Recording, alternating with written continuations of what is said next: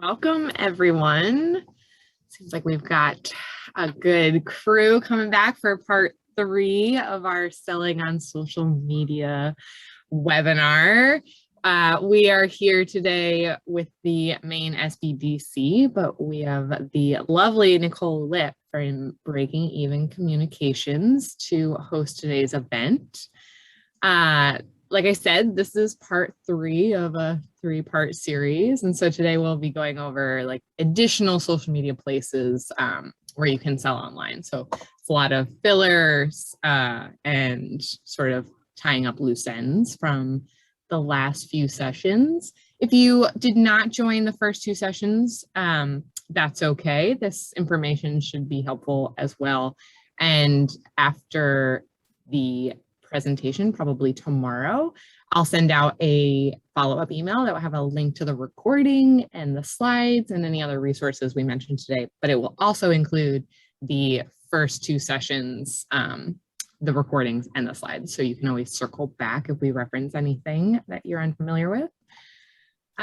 Please use the chat feature to submit any questions you have. It looks like Nicole just stuck the slides in there if you'd like to follow along.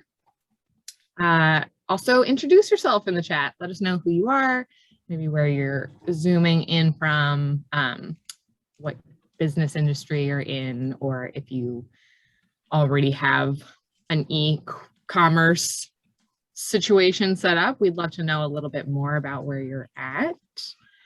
Trying to think if there was anything else I needed to include. It looks like a couple more people are coming in, so you're just on time. And otherwise, I will pass it over to Nicole. All right. Well, thanks, Kelsey. So I'm throwing the slide link in the chat. I'm going to be using my screen to like show the slides as I'm going along, but some people like to kind of keep them after or look back on them. And I understand that basically we kind of ran through a lot of things sort of quickly, because the reality is that we're all in different kinds of businesses and some things are going to apply to you and some things aren't.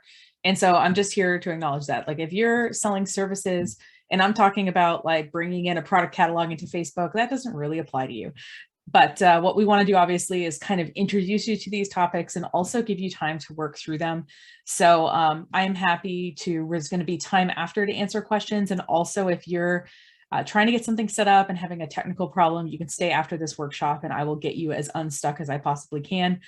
We could share screens and things like that. So sometimes like there's a little bit of a bungle in setting things up, but once you have somebody who's looked at this a while, do that, it can be a little bit easier. So what I'm going to do is I'm going to, this is going to be a pretty Mod Podge situation, but it's not because it's just because there's a lot of different things we can do. And it's sort of like a choose your own adventure book where like some of these things are, you're going to pick and go down and some of them you're not, and that's okay.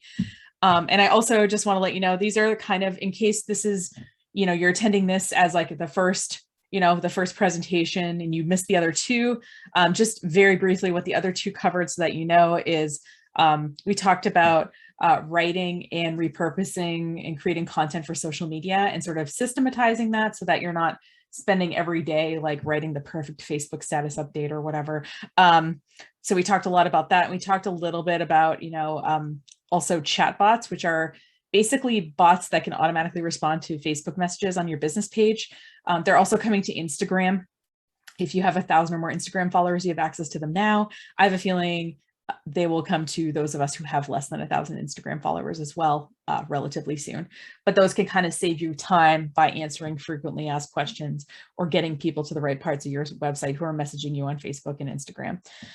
In week 2, we covered setting up what's Facebook Business Suite or Facebook, what's the other thing it was called? Yeah, I think it's called Facebook Business Suite now. You know how they like rebrand things? Basically going to business.facebook.com and getting that set up for your business. Obviously, Facebook and Instagram are owned by the same company. So even though it's called Facebook Business Suite, you can also do stuff with Instagram through there.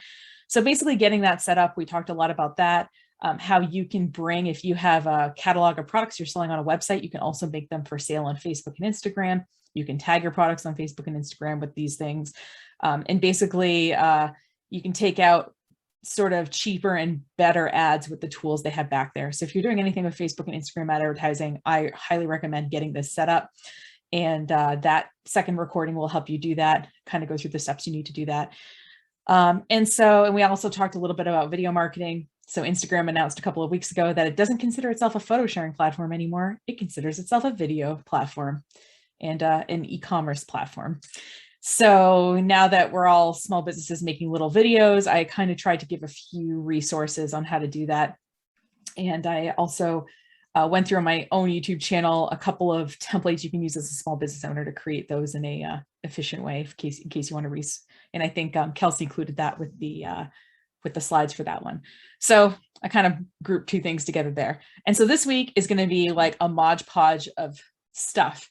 And like I said, some of it's going to apply to you, some of it isn't, and that's okay. And if you haven't attended any workshop that I've given before with the SBDC, I like to have little work periods. As you know, you hear something, it's nice to like sit and say like, okay, let me apply it. We're all sitting in front of our computers. Maybe some of us are on our cell phones. That's totally fine. But this gives us time to apply it. If you have a particular issue or something, I can help you with it. So there's this kind of and now you part where I give you some work time for about 10 minutes by putting you in your own breakout room. It's weird at first, but I assure you it's not so bad. Ask the folks who've been here before in chat. It's not too weird. It's just nice to not have people staring at you while you're working on your stuff. And also you can ask me specific questions that might apply just to you. So there's going to be lots in this particular session of now you parts. So just kind of be ready for that. If you're not near a computer or something and you don't go into the breakout rooms, that's totally fine. You can do it later, but I do want to give people the opportunity. And some people also, you know, at the end, if you're still having some issues, you can stay after and we can, like I said, go over your specific issue. You can share your screen with just me and I can work you hopefully through your particular technology issue related to these kind of things. So hopefully I've gotten a few people unstuck and can get you unstuck if need be. So like I said, it's a real Mod Podge here, but what I want to say too is that if some of this stuff, if you're like, oh my God, I'm kind of, you know, you've attended the previous two and you're still working on some other stuff that you want to get set up from parts 1 and 2 of this workshop series, feel free to use that time for that as well. So if you're not comfortable with the concepts we've gone over and you're still kind of integrating those, you can kind of just save this as okay, this is good future information type thing. So I'm happy to revisit, like I said, the stuff that we've been working on in parts 1 and 2. The first thing I want to say, and this is something that I kind of ran into as I was preparing reports for my clients at the end of, I think it was a couple of years ago. So normally I'm able to show that we drove a lot of traffic to the particular client's website. And once obviously people get to the website, I can show that people have made purchases. And so I'm pulling together the reports from multiple clients and I'm noticing that social media is not driving as much traffic, like a lot less. And I started to have an existential crisis with like, what am I doing with my life? Like I've made this my life's work. And what I want to say, and I read a few articles on this and I was like, this makes sense. And I'm telling you this too, is if you're building relationships on different social media channels, people might not go directly from Facebook to your website and make a purchase. They might follow you on Facebook. And then when they're ready to buy, they open up their favorite search engine like Google and they type in your business name and they go right to it. And so some of these like sort of direct sales or someone who directly typed in your website or searched it, if you look at your website reporting, it's going to say that the search is what generated the sale, but they followed your social media and they got to know you. So I guess what I want to say is that keep that in mind, I guess, as you're looking at information is, yes, we do have information in particular, about an e-commerce site, but just because sharing on Facebook did not directly generate a sale does not mean it wasn't worth doing to build, because like I said, some people might watch you for a while before they make that purchase. And when they do make that purchase, they might initiate it differently than you expect. I'm trying to think, I bought something online actually earlier today, and I'm trying to think how I actually got to the website and made the sale. I think I typed it directly in because I bookmarked it, but I've been following them on social media for like 4 or 5 months. And I just happened to bookmark it. And so it's going to look like I went to my bookmarks, clicked on it and bought it, but they got it from social. So I want to talk a little bit about reporting software very briefly. If you do have a website, if you don't have a website, feel free to tune out. So Google Analytics is a really popular website analytics software.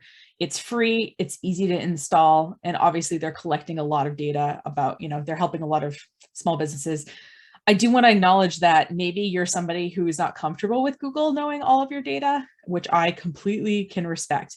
And I just wanted to include in here, I did a show with one of my colleagues, James Nobles, and we went over some Google Analytics alternatives. So if you don't like Google Analytics but you want to have some kind of web stat software, there is something besides that. But I'm just going to use Google Analytics as a default one because it is free and a lot of people do use it.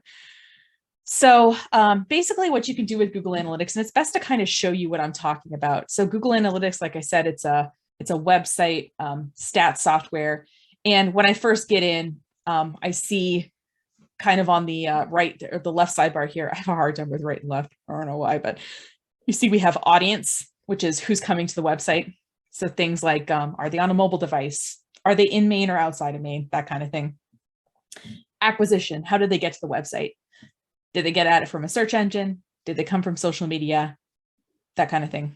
Behavior is, what did they look at when they came on the website? What pages did they look at? What pages did they exit on? How long did they spend on that page? That kind of thing. And then we have this thing called conversions. And conversions, you have a couple of choices. So first of all, if you sell things in an online store, like you have multiple products in a store, I would recommend doing an e-commerce integration. And I'll show you what that looks like here. My sales this week have not been very, are not very impressive, but this is my own data, so I feel comfortable sharing it with you. So here is, okay, let me just make the time period a little bit longer. I'm just gonna make it a year because hopefully I've gotten a sale in the last year. I'm just kidding, I have. So what I can see here is the revenue generated, and I can see my conversion rate. It shows me an average. So you see here that I can see what products are most purchased. I can see shopping behavior, so how they kind of navigated the site and things like that. So what this does is this integrates with my e-commerce software, and I can see where people drop off. So I can see that most people have no shopping activity. By the way, this is really normal. Most carts convert at between 1% and 2%. So you send 100 people to your website, 1 or 2 of them are going to make a purchase. Like that's a really normal number. And if your number is higher, that's great. And I'm not saying that it can't be higher and it shouldn't be higher. I'm just saying that that's more typical than you would think. So then, of these 44,000 people, 4,000 people viewed a product of some kind, but they did not add to cart. Then these people, 176 people added to cart, 65 people abandoned it, 74 people checked out. So it's nice because obviously your e-commerce software might have this built in, but in particular, if you're using like a Wix or a Squarespace, I find that the data that they keep is relatively short term. They might keep it for 90 days. They might put it in a CSV file that you have to download. So I just like basically being able to pull whatever data I want for whatever time period I want. Now, obviously I'm looking at like a year's worth of data. And what I also like about Google Analytics is I can compare it to the same time period a year before, for example. So I can say, okay, compare it, this last year over the year before. I can see that, my sessions are up, my ads. So like I can kind of see kind of what's happened. Now, the other thing that I can do besides shopping behavior is I can actually see kind of how people got to so I can see how people got to the cart.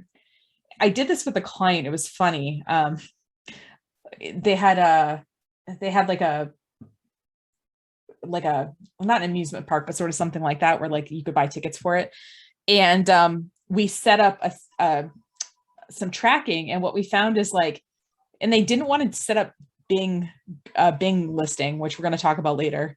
And they ended up getting 4 of their like 20 something purchases that month via Bing search. So it's nice to be able to track, because not a lot of people necessarily, I would say, are using Bing, or not the number of people that are using Google, but maybe those people are purchasers. So it's important to see, yes, let's look at traffic, but let's see who purchased as well.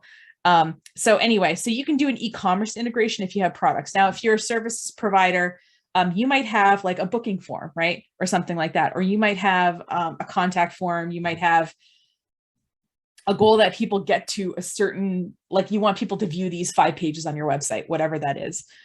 So besides an e-commerce integration, we also have what are called goals. And my favorite, I guess, way to set up goals is a goal URL. So, and I did that with this site too. So I have e-commerce integration, but I also set up a goal URL just to show you that if you didn't feel like getting fancy, you could do this. So I set up 2 goals. Goal 1 is people who got to a purchasing page, and goal 2, which I apparently didn't set up correctly because there's 0 purchases. But goal 2, which I called woohoo in the cart, was 179.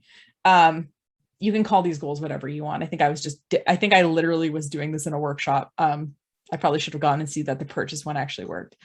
But point being is that if you want to, everybody who makes a purchase on your site or who fills out a form typically gets redirected to something, right? So if they are filling out your contact form, you probably redirect them to a thank you page. Or if you're accepting donations, you probably,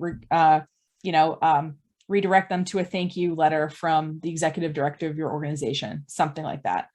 So what you can do is you can set up a goal URL and say, track people who go to this page.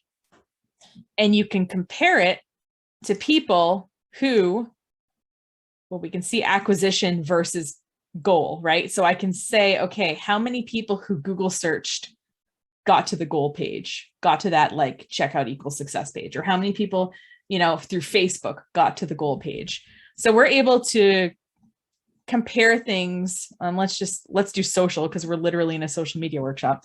But you see that my social traffic's down, but for most people, honestly, it's been down.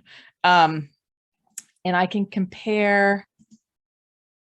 Okay, so I can compare this to where's my goal URL? E-commerce. Let's see here. Oh my God, this is where I should have looked at how I set this one up. But point being is with Google, I'm not going to spend a lot of time on. Point being is with Google, you can see something and you can compare it to a secondary dimension of data. So compare this thing to this thing.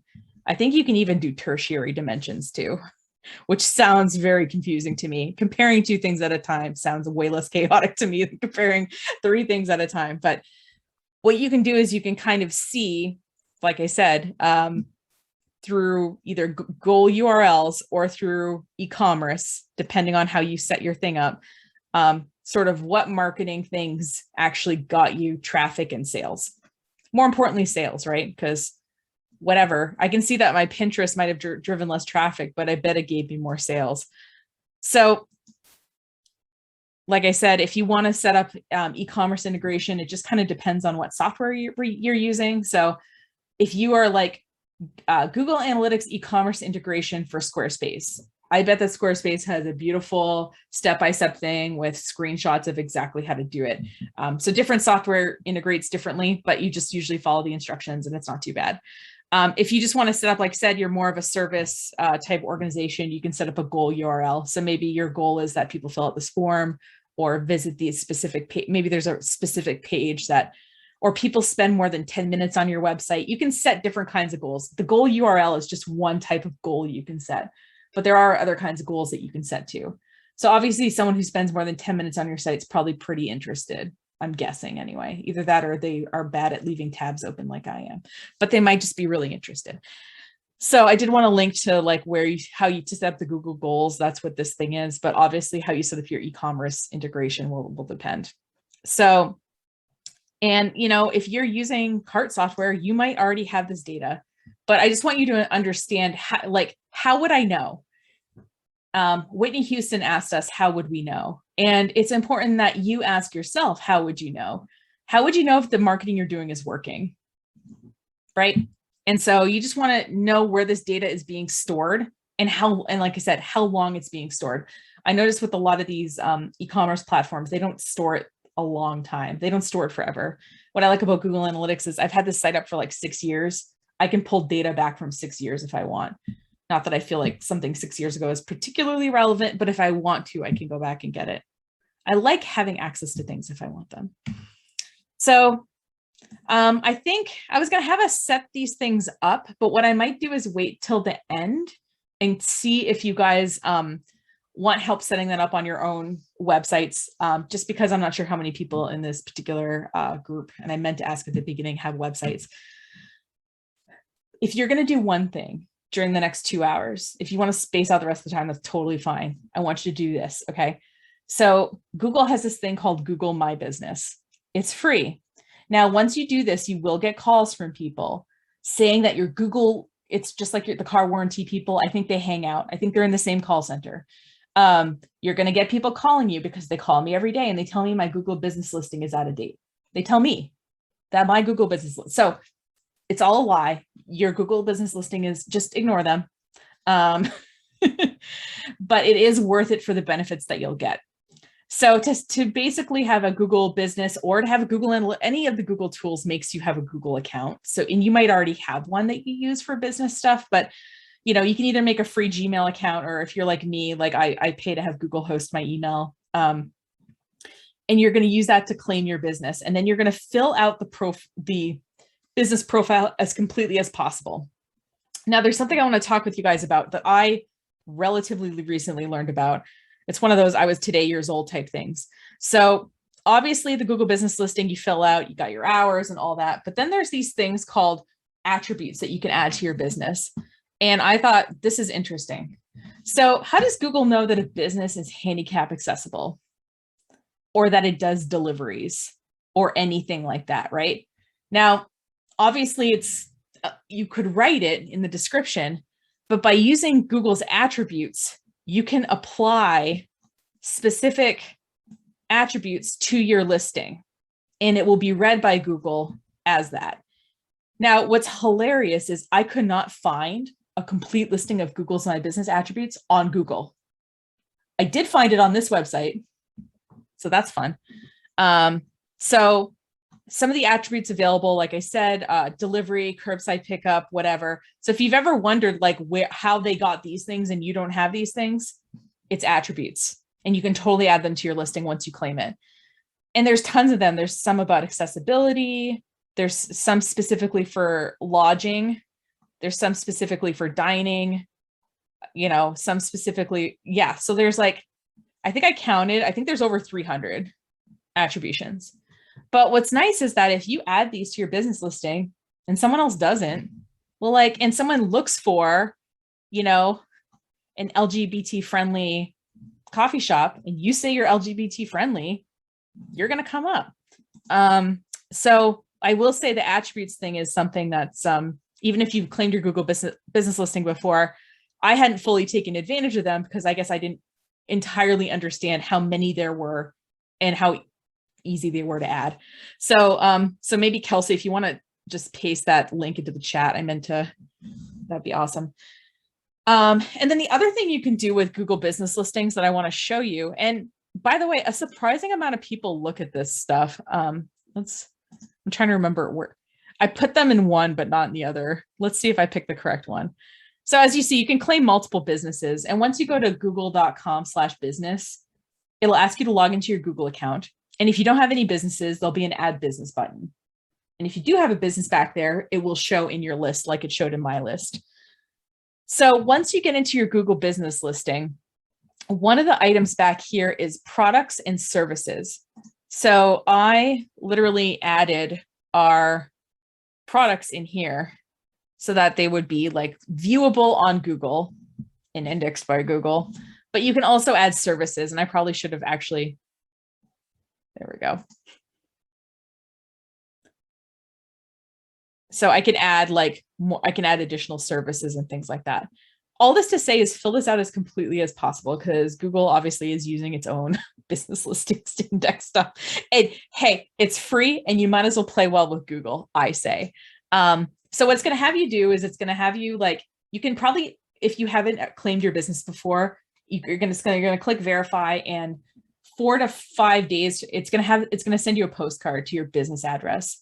And within 4 to 5 days, you should get a postcard that'll have a code on it. You put that code in to finish the verification. They figure if you can check the business mailing address, that you're probably connected to the business. Sometimes they'll call you, but I haven't successfully gotten, I think the volume of which they're dealing with things now, that's kind of gone away. So just, you can completely, by the way, fill this out before it's verified. So if you want to work on this today and you can't obviously do the verification instantaneously, that's totally fine. Just fill it out as completely as you can. And like I said, it has products, it has bookings, and it has services as part of the profile. And it's hilarious to me how many people look at this. Like it is actually, I'm going to show you. It's stupid how many people look at this. So I purposely picked my my business that's not in Bar Harbor, because obviously, like, right, Bar Harbor, everyone's looking at Bar Harbor right now. Like that wouldn't be, you'd be like, whatever. So in the last month, okay, so this town that I have this other co-working space in has 10,000 people in it, okay? Upstate New York, okay? In 1 month, it has come up 288 times in searches. 13 people have visited my website and 2 people have requested directions. Anyway, and it was really funny. I did this, and if you're an e-commerce person and you're looking at this and thinking this is totally stupid, well, first of all, you can, when you make the business listing, one of the options as you're going through it is there's a checkbox that says, I serve customers at their location. So let's say you're a graphic designer that works from home and you don't want random people showing up at your house. It basically obscures your address. But like people can, if you're looking for a graphic designer in Bar Harbor or something and I've obscured my address, I'll still come up. It just won't show you my street address. So if you check off the box, I serve customers at their location. I did this for one of my e-commerce clients a few years ago because I wanted to experiment with Google My Business. I said, hey, because he was doing a lot of work with me. I said, hey, can I maintain your Google My Business page for 6 months just to get some data from you? And he's like, oh yeah, that's fine. You're going to do it for free? I'm like, yeah. And I went to pull his report and he had driven 25,000 visits to his website. I know Kelsey's face is basically how I almost fell out of my chair. Like I couldn't believe it actually worked. So besides filling out your Google My Business profile, there's also the, like once it's filled out, you can post status updates to your Google page, just like you would to Facebook. So here are some posts I've made, like I said, and you know, you can, and they get more viewed than you would think. So if I wanted to add a product, an offer or whatever, I can literally write a status update and it will go onto my business page. So what I want to do is take some time and make sure that you feel comfortable, in particular, adding the attributes. And like I said, hopefully Kelsey has put the, I haven't opened the chat yet, has put the thing in the chat. Those are the list of potential attributes. I'm sorry, there's not an official Google source for it. I couldn't find one. I did spend time looking, but that one seemed pretty complete. But I want you to feel like you're comfortable going in and managing your listing because people, I don't know, it does come up for whatever reason, and people do use it to get to your business. And yeah, they might not ask for directions to your e-commerce site, but you can show your products in Google and you can drive traffic to your website with this. So what I want to do is I want to take a little bit of time here to set up our Google business listing as complete as you can. I mean, obviously, like I said, we're just going to do this for like 15-ish minutes. That way, if something weird comes up, you know, I can help you with it. So there's like a call, there's not a call for help. It doesn't say that, but it's like a call for help-ish button within Zoom. So like when you're in the breakout room, if you need some help, you can just ask me to go in there. But before I go, does anybody have any like sort of group questions before I send people to do that?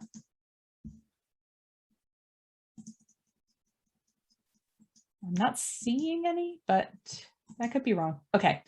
So what I'm going to do is I'm going to click, I'm going to send you to the breakout rooms for approximately 15 minutes. I'll try to give you time warnings, but if I'm helping people, sometimes I don't send the time warnings because I'm helping people. But I'm going to, they'll automatically close in 15 minutes and send you back here. So I will see you guys in 15 minutes, google.com/business, and just follow the directions. But if you need help, I'm here. All right. See you soon.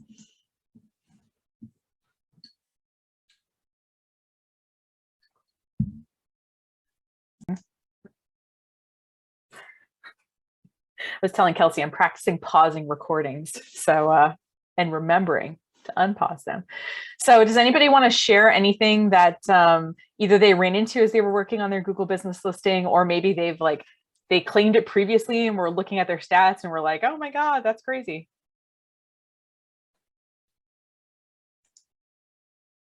I don't want to make anyone.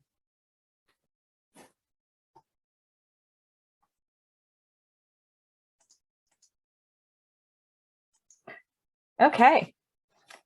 Well, I'm not here to make anyone because this is an entirely voluntary experience. So what I'm going to do now, I'm grouping groups of unrelated things together, because what I don't want to do is show you one thing and then give you a bunch of time to work on it, because it might not apply to you. So what I'm doing these things in like little groups. So in case you're wondering where that's coming from.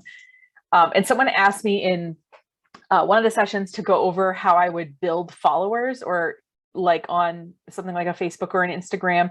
So I will totally go over that too. And I've got some ideas that I'm working on in my brain to talk about it. So, so yeah, anyway. Now, the other thing you can do is there's Bing Places.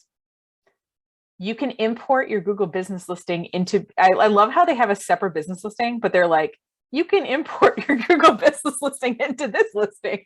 So, so if you want to like finish your Google listing and do this, or, I mean, obviously there's like less information in here than there is in the Google listing, but fill it out. Like I said, one of my clients got actual customers from this. So, and it'll take you like all of 5 minutes, and you can make it sync to your Google business listing. So if you change something in your Google business listing, it would change here in the future. So I don't know, just do that. I was too early an adopter and I didn't sync them. So, so yeah, so mine are separate, but yours don't have to be. Yelp also has listings. Again, it always asks you like the same things in these listings, and you want to get just get a bunch. You might as well. People are looking for businesses on these sites.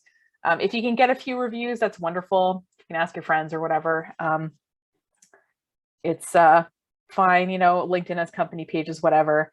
And I'll tell you guys a really, and again, like, so I would say Bing, again, very similar to Google. I would say that Yelp is more like a consumer type facing business. Like I think my co-working space, I should have screenshotted that. That would be, I think, more of a Yelp type business, you know, a coffee shop, a bookstore, that kind of thing. I'm not saying that if you have a more corporate-y kind of thing that it couldn't be here, but it seems like more people use this for like finding cool coffee shops and stuff like that. And then your LinkedIn company page, you know, people, it's so funny because I just post to mine like a couple times a week, and people definitely follow it. And it's hilarious to me that I'm like, I did not know this many people cared about what was going on at my company, but I don't know, you never know. Maybe they're all looking for jobs. I don't know. I don't think so, but I'll tell you this very brief story, which is I was in a really boring meeting a few years ago and I was just starting Anchorspace. You know, when you go to like, I don't know if it was chamber related. It was something like that. It was like a business thing. And I walked in the room and I immediately realized it didn't apply to me, but I live in a small town. I do want to be rude. So I sat down. And so I proceeded to add Anchorspace to every co-working space directory I could find on the internet. I just sat there for an hour and I just added it to directories, right? And then I proceeded to completely forget about it. I've gotten multiple customers from those directories. And they're all free. And what happens with these, obviously, is most of them offer like a free listing for like free. And then they will be like, oh, well, you can have like a super bonus listing where we'll add more information. The reality is that we're all in relatively small places. If they're looking for they're just going to contact you. So like one guy, he was looking for a private office for a month. He wanted to rent my conference room for a month. It's $150 a day, by the way, to rent our conference room. And so what he did is he found us on this directory and then he contacted me through the website about it. I think, yeah, most people have a couple of brain cells to rub together and they'll use the directory to find things and then they'll contact you through the internet. So you don't need to buy super extra business listings. A lot of them are kind of scammy anyway, but sometimes your specific industry might have certain directories that it maintains, and it's worth getting. If anything, you get a free backlink and you might get a customer or two from it. I certainly was not expecting that. And what I wanted you to do, if you wanted, was take this time and synchronize your Bing listing with your Google listing if you want, or set up a LinkedIn company page, or fill out your Yelp page and claim it. It's going to be a similar process where they're going to like mail the postcard and you put in the verification code because they figure that you can do that. So if you want to use this time instead to find a bunch of maybe not co-working space directories, but maybe there's like, I don't know, handmade jewelry artisans or health coach directories or something like that. And like I said, a lot of them are free. and it might just take a little bit of searching to find the good ones for you. But yeah, I mean, you're putting your awareness of your business elsewhere, and they're going to find you on your website or on social media and follow you from there. So I thought we could take a little bit of time to do that. But what I might do is actually, I don't know if I want to take this time and do that just yet. I'm going to keep going. I'm going to keep going. Is that okay with you guys? I'm going to keep going. I was going to do this, but we'll head back to it. I do want to take time for this though. So you probably have seen Facebook Marketplace. I just don't look at it because I like buying stuff that I don't need. So I just don't look at it. I have it blocked on I've unblocked it for this workshop, but I just don't look at it at all because otherwise I would just buy everything. Maybe you're similar. Maybe you're one of those people who's like really good at it, and I appreciate you. But there's lots of people on Facebook Marketplace. And what's really interesting is there's these very small case studies I've seen of companies using Facebook Marketplace to grow actual sales. So this is a hat store in Southern California, and they place listings on Facebook Marketplace, and they'll say like, oh, you can come pick up at I think it looks like they have 7 stores at this location, at one of these locations, or we'll ship it to you. And so I had a company that I did some work for last year, and they sold like custom art prints of specific landmarks in certain like cities. So I would go to I would post a Brooklyn Bridge print for sale on Facebook Marketplace, and I would just put shipping only. Really, we were just selling it on the website. So the sale would happen through Facebook Marketplace, and then they would ship it through the website. And it looks like this company actually saw 20 to 30% sales growth by just using Facebook Marketplace. Because think about it. If you're on Facebook Marketplace, like you're thinking about buying something, right? You're in the part of Facebook where you're thinking about buying something. So these people are in the mindset. So even though you have the thing on your website, listing it on Marketplace puts it in this, this search. And obviously if you have, I don't know, if you're more of a services person or you want people to physically come in, come into your office, maybe, you could also list it to specific, Marketplace groups. There's certainly certain sales groups, but if you're someone who's just online, like I said, they were having me list these prints. Now, what's annoying about this, I will say, is it associates it with your personal account. So you can't do it so suddenly like I had all these people who were asking me questions about the Brooklyn Bridge map print on my Facebook Messenger. So what I would do if you're going to do this and you enjoy, I don't know, personal liberties, I would set up a completely separate Facebook profile and just do stuff from there, especially if you use Facebook, because, you're logging in to look at pictures of like your niece or something. And then suddenly there's like all these dudes asking about, does the Brooklyn Bridge print come in, 18 by 24, or does it only come in, yeah, you're just answering a lot of questions. And as someone who maybe doesn't enjoy talking to people as much as I could enjoy talking to people, this seems like a nightmare for me. But if you're this kind of person, or if you have someone on staff who would do it, and then, alternatively, there's Craigslist. Now so Craigslist relatively recently, I think last year, changed it so that if you have a small business posting, it charges $5 for the post. And what that's done is that's cut down on the amount of spammy posts on Craigslist. But if you're like me and I'm renting office space, I've actually gotten 2 customers off of Craigslist for my Bar Harbor office space because they were looking on Craigslist for office space. And I was willing to pay $5 to get in front of those people. Some people aren't, but Craigslist is still being used widely. And the stat here that the average visit duration is 8 minutes and 13 seconds. I don't know if you've looked at website data. Like my websites, people spend like 1 minute and 30 seconds on them. Like 2 minutes. Like if you've got 2 minutes, like you're doing good. So like 8 minutes and 13 seconds. Like people are spending time on this site. So like I said, if you hate Facebook, there is an alternative. I'm not saying. And I know they've been kind of cracking down on some of their more nefarious things that they've had problems with. So if Facebook Marketplace doesn't speak to you, Craigslist might. So just if you haven't done Marketplace before, hold on. I pulled up a Marketplace. Oh, right here. So if you go to facebook.com/marketplace. Now, yeah, don't worry. The amount of, my Facebook stuff really personally overwhelms me. So when I go in here, I can browse all. If you want to do a live shopping show like QVC, it looks like that's a possibility. So if you want to combine the video stuff we talked about last time with selling, like that might be kind of cool. But if you want to, you can just create a new listing. And like I said, so these are the kinds of things you can have. And one of the options when you set up the listing is, like I said, you can say shipping only. So if you have an e-commerce site or you don't want people just randomly showing up, you just go through and you fill out the listing. So I literally put a picture of the Brooklyn Bridge print. I put the price, I set the category. What was the category? This was a while ago. I'm guessing home and kitchen. I think that's what I called it, home decor.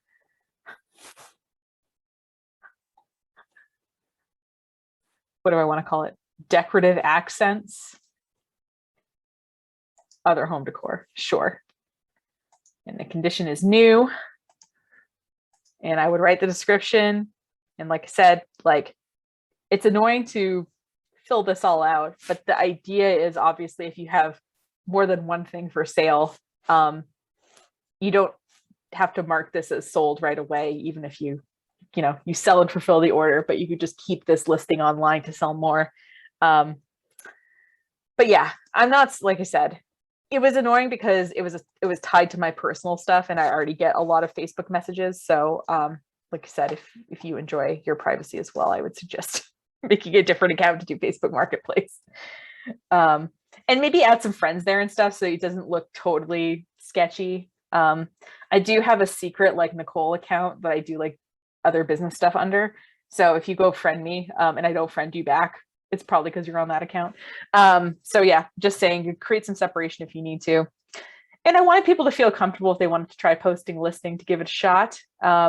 So I don't know if we want to try that. And okay, now if you're thinking if you have a more services type thing, how would you do that? I'm guessing Marketplace might not be the thing. You might be more of a Craigslist person. And in particular, if you're, I don't know, there's free community posting. So if you're doing a free event or something like that, if you're doing a free upcoming webinar or something like that, I feel like that would be fine to advertise. But I guess do read the criteria. It would depend, I guess, on certain language and things like that.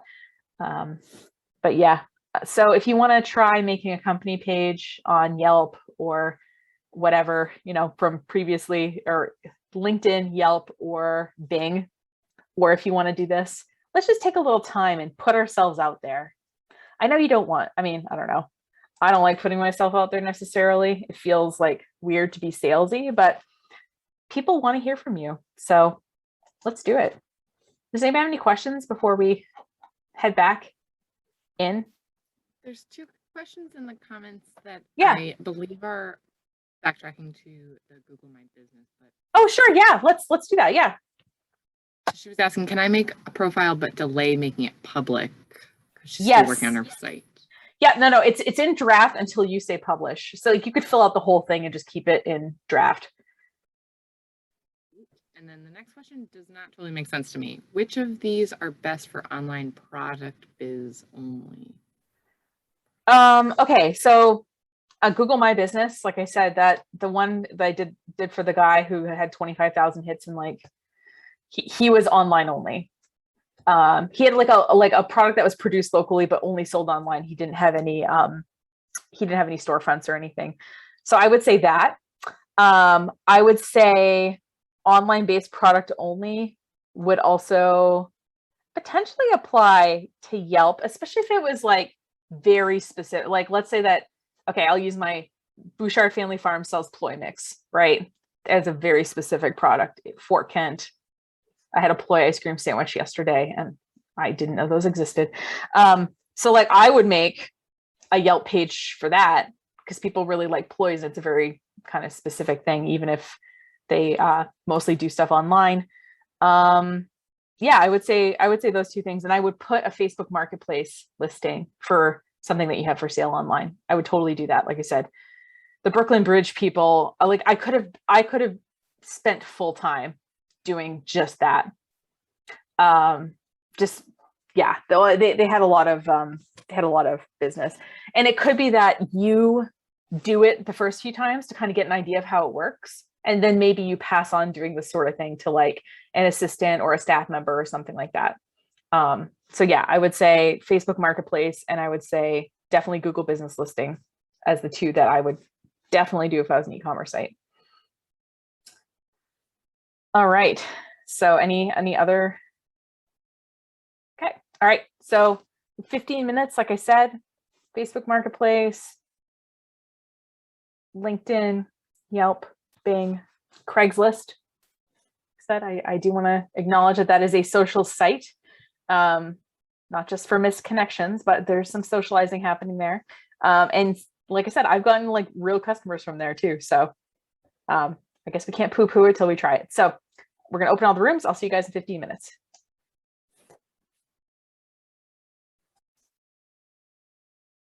All right, welcome back.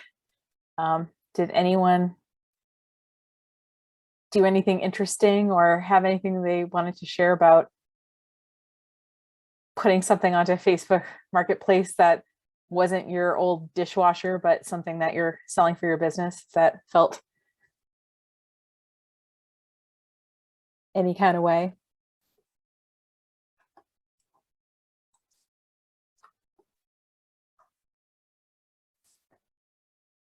All right, well, all this to say is that I don't know about you, but sometimes I feel a little uncomfortable selling myself, but the reality is that people are looking for what you're selling. So, so please put yourself out there because the right people want to find you. So somebody had the question about getting more social media followers, which I thought was a really good question. It is sort of tied to selling, and I don't know why I didn't think about addressing it, but I threw this slide together while you guys are in the breakout rooms. So I hope it's okay. So obviously, you know, following people, I mean, what I really hate is when people follow you and then you follow them and then they unfollow you. Like we've all had that happen. Like those people are gross. Don't be those people.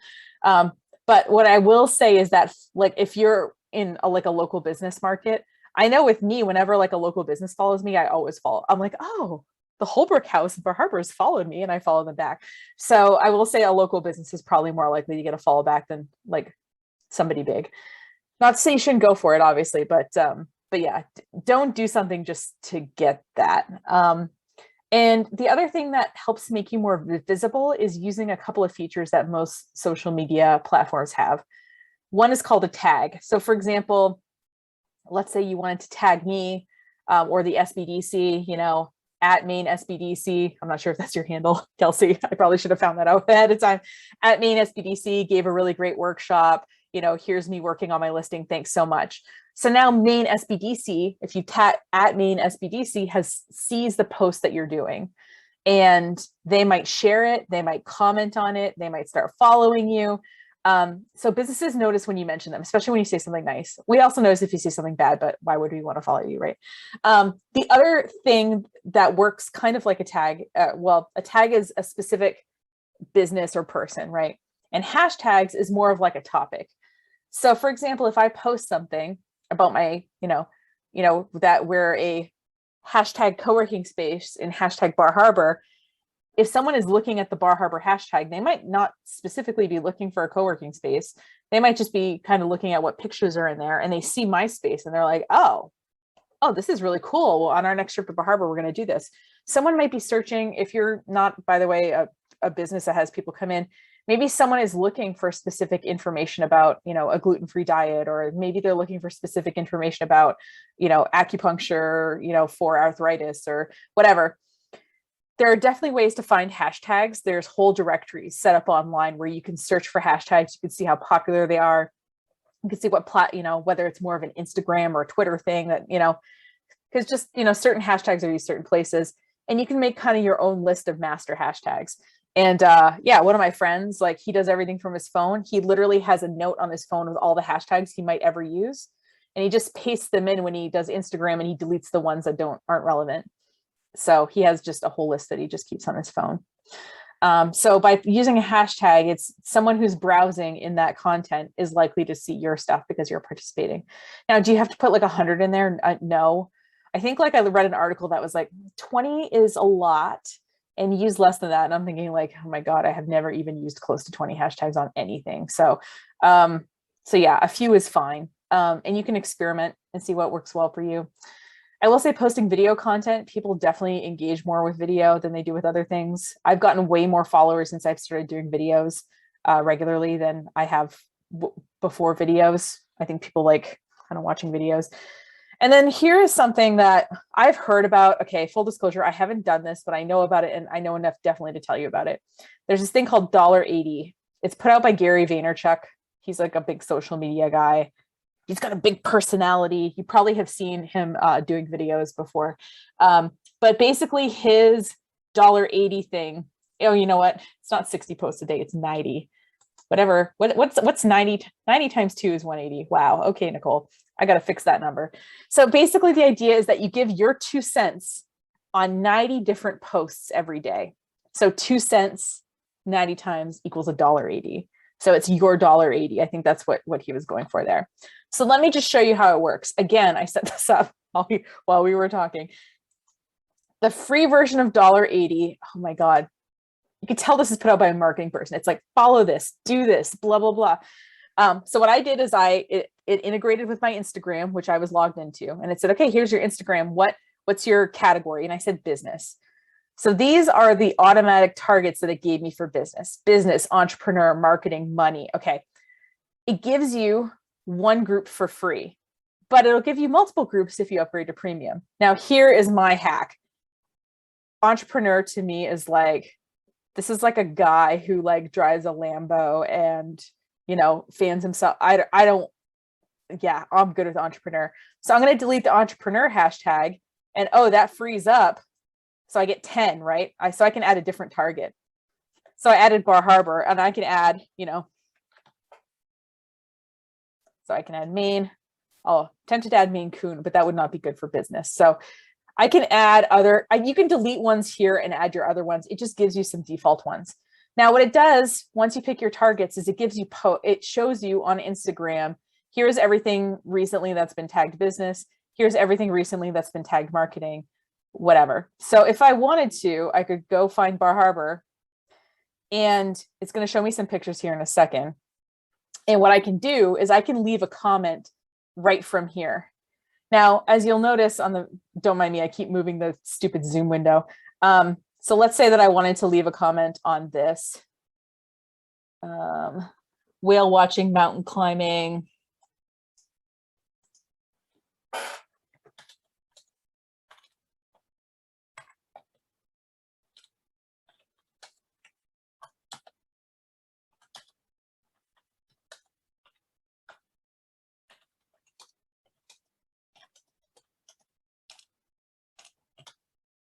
No, I won't tell them where the blueberries are. I know where there's some, but I'm not going to tell them. All right, there we go. And I can click post. Now what happens is on the very top, and I forgot to show you, it says 0 in the upper left corner. So I'm going to click post. Yeah, keep it slow. That's fine. So now it says 1 out of 90. So I've interacted with 1 out of the 90 posts that I'm supposed to interact with today to get followers. Yeah. Do I think this is ridiculous? Yes. Do I think you need to do this? No. Do I think interacting with a few would probably be helpful and get you more followers? Yes.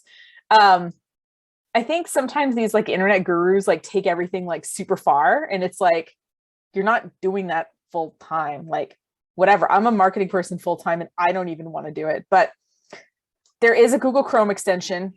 It is free, as you see, for up to 10 hashtags that you follow. So if you wanted to give this strategy a shot and see if like engaging more with people got you more followers, I think it would work. I just think it would take some time. But I think if you do like 1 or 2 of these things of this list of 4, I think you'll get more followers. I hope that was helpful. Is that moderately helpful? Okay. So yeah, social media takes time. It's like building real relationships. Yeah, and I get that that's annoying, but here we are. All right. So this is a sleeper cell. So Pinterest, 80% of US millennial women, I don't know if I'm one, I'm like on the line, but are on Pinterest, and most of them are making household buying decisions. And 9 out of 10 users go on Pinterest to plan purchases. So people are going on Pinterest. So like, for example, like I needed a rug for my office. If I just Google rugs, it's like every ugly rug on earth is on Google. But if I go on Pinterest, it's like nice rugs, which is what I'm looking for.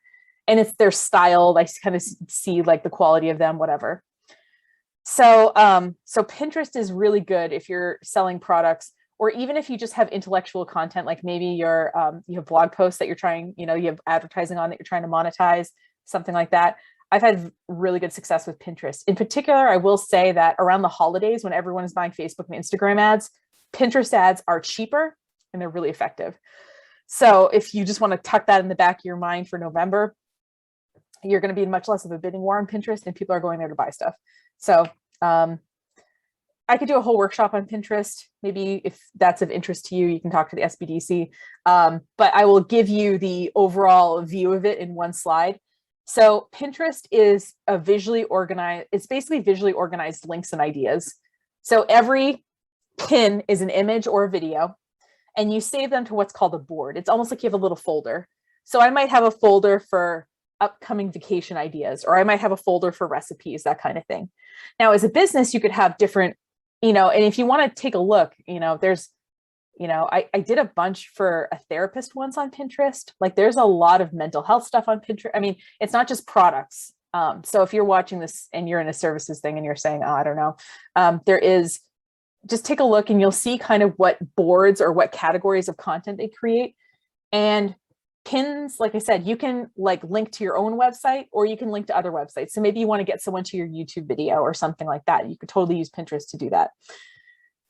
There's something on Pinterest called shoppable pins, which allows you to add information like price and availability. So if I'm looking for a plus size exercise dress, which is what I was looking for this morning, if something was shoppable, I would be able to see what its price was. I would be able to see what size it was and that kind of thing.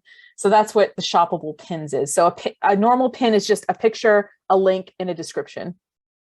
But shoppable pins have a little bit more information in them. And like Facebook and Instagram, you can also create product catalogs and stores on Pinterest if you want to do that. I haven't done that for anybody before, but like it's a complete possibility back here. I have taken out, like I said, really cheap ads that actually drove website traffic. Like they were so, I took out like a $25 ad and they're like, what did you do?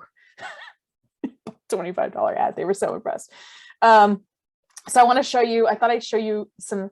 Now I am like the cobbler's kid, right? I do stuff for the people and then I neglect my own stuff. So most of these pins I've added like 2 years ago. Okay.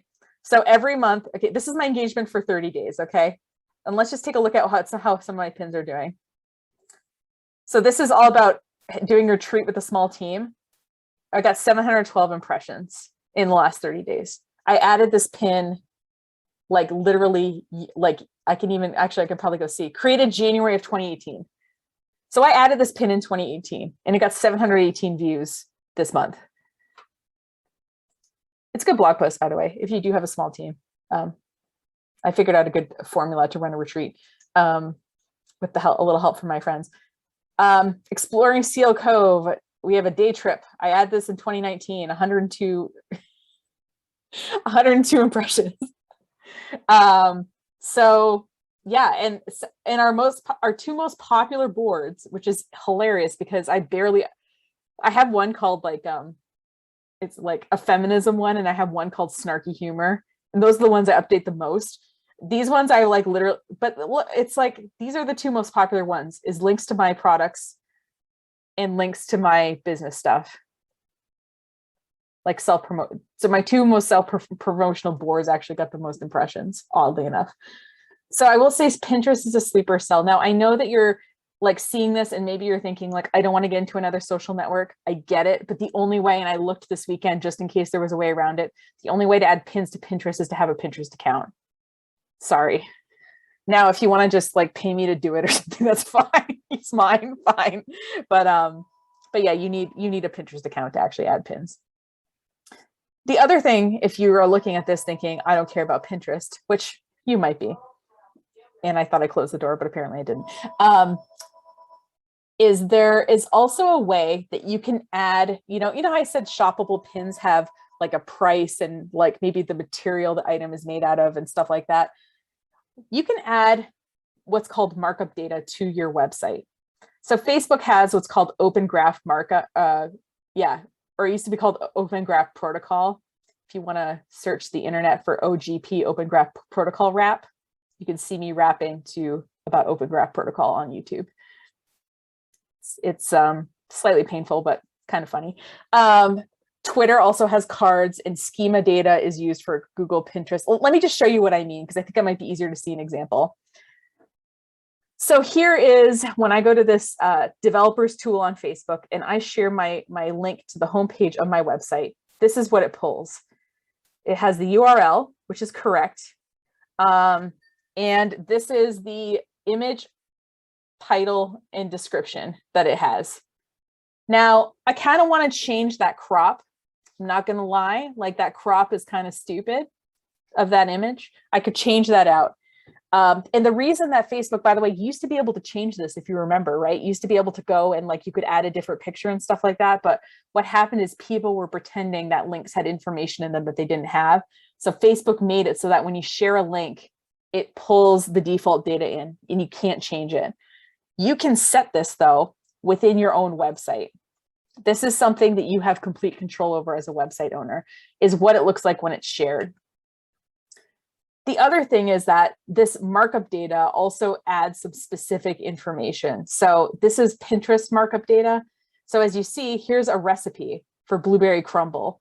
And so we have a list of ingredients, for example, that is separated from the actual cooking directions. And that's because of how it's put into the code. So if I was looking for blueberry recipes and I have blueberries in the ingredient part, it would actually pull up my pin. But you can also add stuff, and there's an example of a backpack here. We have that this backpack is in stock. It's from REI. It costs $34.50. So this is what's called like a product pin. It's that the shoppable pin I was telling you about earlier, the shoppable pin thing. So in addition to just putting general information, you can put information in specific fields that makes it more searchable, whether it's in Google or Facebook or whatever. So I just wanted you to know that this is something that you can do that makes your site a little bit more usable, but it also makes so that when you share stuff on social media, it's a little bit more searchable, if that makes sense. So I'm going to, And if you want to check out what stuff looks like in Google, there's this Google structured data markup helper, and you can put in the URL and it'll tell you how Google is viewing your site. And so if something's incorrect, if it's pulling in the wrong image, for me, like, I don't know why Facebook is not pulling in the name of my business, helping you make money on the internet since 2018. Okay, it is. It's just at the end. Okay, fine. I guess I would make this look different if it was up to me, which it is. I just haven't done it yet. So all this to say is that, like, if you find that and you might have had this frustration, you share a link on social media to your website and it looks like crap or it doesn't work well, that's what's going on. So it's entirely fixable. And like, here's a little bit, there's Pinterest rich pins and how to set them up for products so that your stuff is shoppable on Pinterest, that kind of thing. So we're not going to work on this, but I just wanted to tell you that this is a possibility. And I think Pinterest is a sleeper cell if you sell products online. Now, the other way, of course, to sell on social media is to involve other people, like that saying, if you want to go, go alone or go further together, this is the same idea. Here's a couple of kind of concepts that you could think about if you're interested in doing these for your business. One of them is called a social media takeover. And it's this idea that like you swap social media accounts with another business, ideally one that's complementary. If it was a weird swap, it would be weird, but like, so maybe, this is, hi, my cake loving friends. I'm Rachel from Frosted Fuji Cakes. And I'm so thrilled to be, taking over the Wilton Cakes page today to share my Halloween inspired cake with you. So you can do this for a day, you can do this for a week. And the idea is that if you each are posting to each other's accounts, you're in front of their people and they're in front of your people. So it's kind of a nice thing. And you're not like paying to advertise or anything, because it's ideally mutually beneficial because you're both in front of each other's accounts. Now you could be in the same industry. It seems like these are both cake people, but maybe you're, more related. So maybe like you're a jewelry maker and the other person is a jewelry retailer or something like that, you know, that there's some connection, or you're both in the same town, something like that. I haven't seen a lot of like small businesses do this, but I think it can work really well. And it doesn't cost you anything. So like, why not? If you have somebody that you work well with, why not try it? And I just put a link in there in case you wanted to see how someone would run it. The other thing that you can do is have what's called an affiliate relationship with somebody. So you can work with an influencer, a blogger, somebody like that. And what you do is you say, so let's say that you approached me, like you think I'm a rock star that could sell your product. And you say, Nicole, I see that you're a micro influencer, which is what they call me because I have under 1,000 people, but I see you're a good micro influencer and I want you to talk about my coffee. And if I was thinking, if you did that, I'll give you a promotional code that you can share with your customers. They'll get 20% off and every sale you make will give you $10. I don't know, I'm just making that up. That's what's called an affiliate relationship. So what I would do is I would post to my social media about your coffee. Now I would have to disclose that I am getting paid to do this or that I have an affiliate relationship with you. I can't just like post stuff and pretend I'm not getting any financial kickback. So you'll often see like hashtag ad or hashtag sponsored post. You'll see like something that indicates that in shorthand that this is something that they're being compensated for in some way. It doesn't mean they don't like the product. They just have to disclose the relationship, you know? And so if you are thinking about working with somebody, look and see if they're disclosing those relationships. Go look on their Instagram and see if they're working with other people. If they are, you want to work with somebody that's upfront like that. So usually there's some kind of incentive, you know, right, for the person to buy. It's usually some kind of discount or a free gift or something like that, right? For them, hey, share this and get a free coffee mug. You know, it doesn't have to be a discount, but it usually has to be a reason for them to use the code, for them to type in the extra letters, right? And basically they share it. And if they make a sale, you pay them. And you're not paying them unless they're making sales. So it's almost like a commission only salesperson for a very limited period of time. And, you know, if you want to use a third party program, there's one called Commission Junction. There's one called Share a Sale that does it. And, you know, typically, like I said, there's some kind of dashboard they can log into and see how they're doing. They can see if they're making sales. They don't have to necessarily take your word for it. Although I don't think that's entirely necessary. It's just kind of nice as a business if you do offer that. So, you know, do I think you have to do this? No, but how I grew my e-commerce site when we first launched, I wanted people to I wanted to build links really quickly. So I entered into, I found 10 affiliates, local bloggers and people who are just talking online. And I gave them all a discount code for 10% off. And I said 10% off for your customers. And when you make a sale, you'll get 10% of that sale. So it cost me 20% of the sale. And, you know, I think they made a total of, I don't know, 50, I mean, not a lot, but they blogged about it. I got links to it and I was able to like grow my links very quickly. So I started with like no links coming into my website. In the first year I had 5,000 because I was working with, you know, so I didn't necessarily make a lot of sales, but I got a lot of interlinking and I got people talking about it and traffic to the website, which is what I wanted. So even if your affiliate, whatever doesn't work out in terms of sales, it might work in other ways that you're not quite expecting. So if you're open to this kind of, I just want to put that out there. There's ways to vet if people are good or not to work with. Yeah, that's what affiliate marketing is they get a code. Now, if you want to work directly with an influencer, sometimes you might want someone, you say, hey, I would love it if you created a video about my product and talked about it on your page. That's something that you can work with people. And now what most of these people will do is they'll charge a certain amount of money for either a certain kind of post or a certain group of posts. So they might charge, I don't know, $1,000 for 5 posts to their social platform, you know, and they're going to say, okay, there's going to be 2 videos, there's going to be 2 Instagram stories, and there's going to be 1 feed, whatever. They're going to tell you what you're going to get for that money. And the idea is that while you can say, oh, I'd really like it if you talked about this product, and I'd really like it if you mentioned this hashtag, you can give them a little bit of direction like that, but you don't have control over what they actually post. They have editorial control over what they post. So for example, I ordered this exercise dress, right? So this company was like, okay, like we want you, you know, we really would love it if you posted about how great this exercise dress is.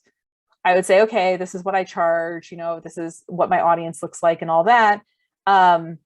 they couldn't say, oh, we want you to film over here and we want it to look like this. And yeah, the idea is that the influencer has complete control. And if you follow people who use influencers a lot, if you just follow if you look at a few pieces of creative, it's going to look very different depending on who's making it. And the idea is that the person who's doing it is putting it to their audience. So they have a certain voice, they have a certain tone, they have, but are you allowed to say, please use this hashtag and please talk about this product? Yes, but you cannot micromanage them because they will not like that.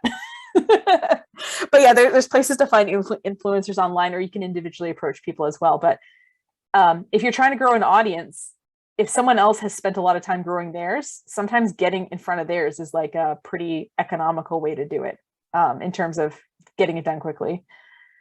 The other thing you can do is you can sort of cross promote each other. And this is an example I use a lot. My friends have the Coffee Hound coffee company. They're out of Brewer, their main roasted coffee. And they work with the Scone Goddess, which is a scone company. And so the Scone Goddess has a mocha chip scone mix that they use their coffee in. And so then whenever I get a shipment of coffee, I get a little card in my shipment that talks about the relationship there. So yes, the relationship is reciprocal and cross-promotional online, but it's also seems to be cross-promotional offline as well. So it makes sense, right? Like if you're going to eat a scone, a coffee goes very well with that, so it's a natural kind of relationship. So looking for people to partner up with on a little campaign. And it's not like they're not, joining forces. They're two separate businesses. They're just kind of collaborating on a product. So you'll see that a lot online too. So just wanted to put that out there. In terms of selling online, involving other people is going to be a good way for you to grow when you feel like you've reached the maximum amount of people you can reach by yourself and you don't want to do ads.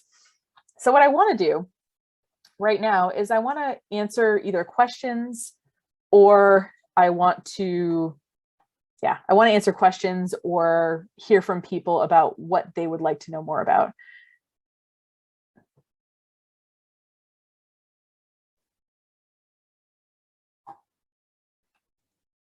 It's a pretty small group, so if you want to unmute yourself, feel free. Absolutely, yes. Or you can plug them in.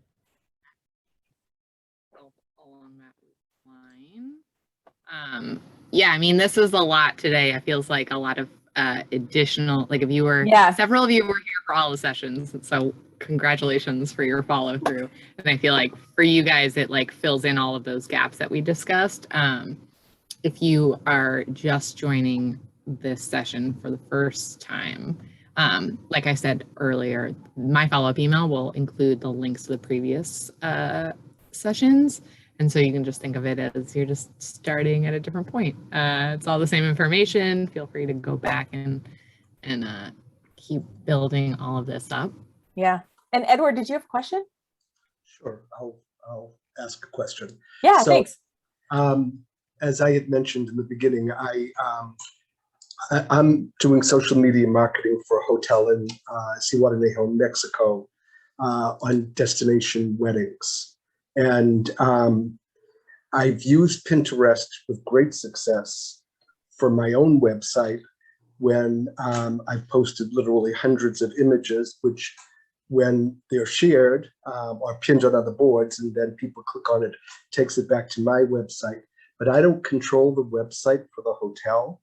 So I have literally 500-600 images that I can use, but each one, I assume that I would have to put an individual link back to the hotel on those images. Okay. Thank you. And you can specify when you add a pin on Pinterest, and maybe I can just do that. I can just go through that really quickly, just to, in case someone is watching this and sort of wondering how it works generally. There we go. Share the correct screen is always good. So if I go to Pinterest, oh, whoops, I gotta go to my home feed. Come on. Now, by the way, if you're using something like Canva or similar photo editing, you can share directly to Pinterest or directly to Instagram from there. So like if you make an image or make something that looks good, you don't have to individually necessarily go to these websites to be able to share them if you're connected up. Let me just, come on.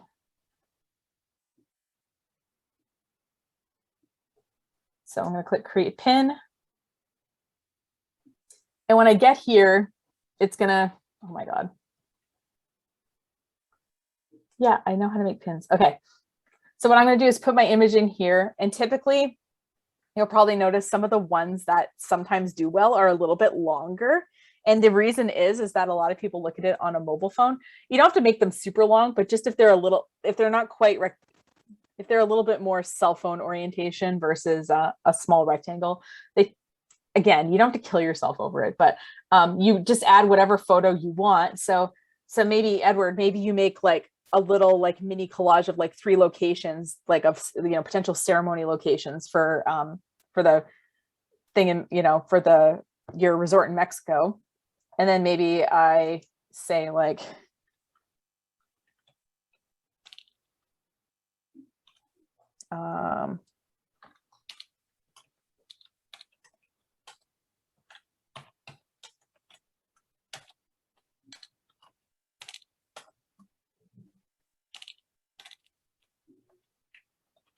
I'm literally making this up, by the way. I haven't I'd probably put a little more thought into it. So maybe I would say like,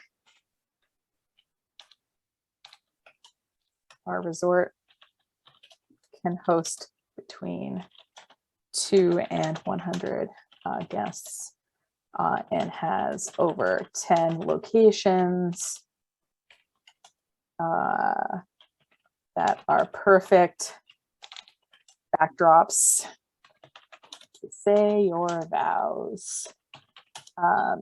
Click here to see. I don't know. Maybe you link to the place where there's a photo gallery, or maybe there's an inquiry form. Click here to fill out our form and get free wedding information. I mean, I'm not quite sure, like I said, what your sales process is, but maybe something like that. Maybe I wouldn't say click here, click to fill. And then maybe I would add some hashtags like destination weddings. Oops, together. Weddings. Weddings in Mexico. I don't know. I'd have to look up whatever hashtags are being used. And then I would put in the link to where you wanted to send them. And like I said, maybe it's an inquiry form on the website or whatever, but you don't have to have actual control over like what's on the actual website to be able to do this. So I can publish immediately, or I can schedule it. And as you see here, it asks me what board I want to post it on.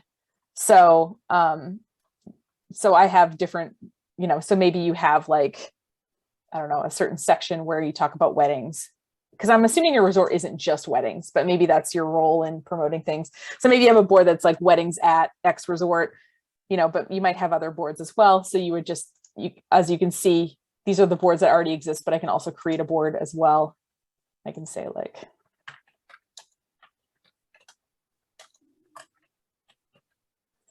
and obviously if I want a secret board, I can tick this off. So funny. One of my friends was pregnant, and she started pinning a bunch of stuff about pregnancy, but she hadn't told me she was pregnant. And so I said, are you pregnant? And she's like, oh my God, how'd you know? And I was like, and she's like, oh, I thought I made it secret. Anyway, so if you're trying to keep a pregnancy or something secret, just select the secret board. So like I said, I would have to put a link here to something, and then I would click publish, and it would go to Pinterest. And if someone was browsing these hashtags, or if someone was following me, they would see that pin from me.